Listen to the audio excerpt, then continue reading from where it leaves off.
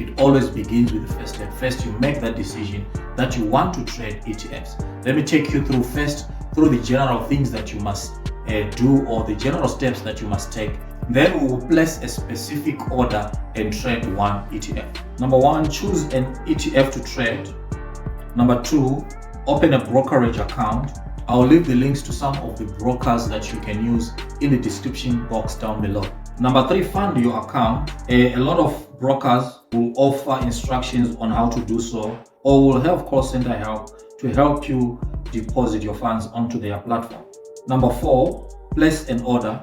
Keep watching as I'm going to show you exactly how to do that. Number five, monitor your trade. This can also be done by putting a stop loss or a take profit order to manage your risks and lock in profits. Now, with monitoring your trade, I always find it useful that you place a stop loss. Now, I will emphasize this stop loss is very significant when you're trading financial tools. The reason is that this helps you to manage your losses or to manage your risk. This suggests that risk management is paramount if you are to trade any sort of financial tools on the open financial markets.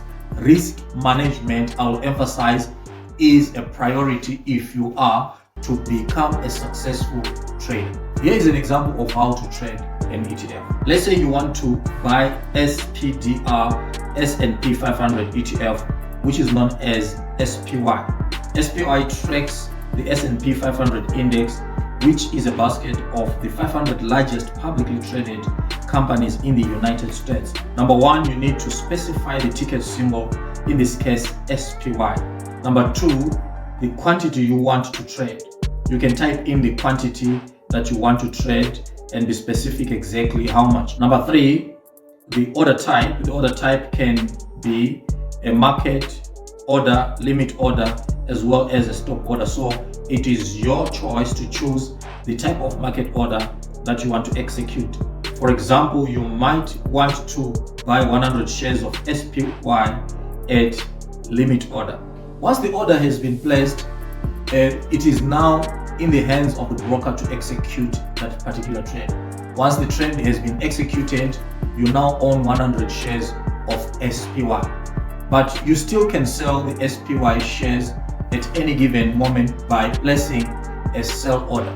Let me also emphasize some of the things that you must focus on if you are to be successful in ETFs. Be specific in terms of what ETF you want to trade, which means you have to do your research and also be knowledgeable about the movements, and you are able to track exactly the past movements of that ETF on the platform of your choice.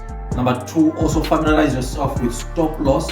Stop loss will help you immensely in managing your risk. And also the third thing is I will emphasize or encourage you to use take profit orders. That way you don't really have to stay in front of your screen to monitor your trade. So you can put your stop loss and then your take profit and then walk away and then watch the trade execute, which means now you are very confident in the trade that you have made and let the trade execute accordingly. I hope that the information in this video was very useful to you and that you are on your way to become a successful ETF trader, and that you'll be placing your first order and buy those shares immediately.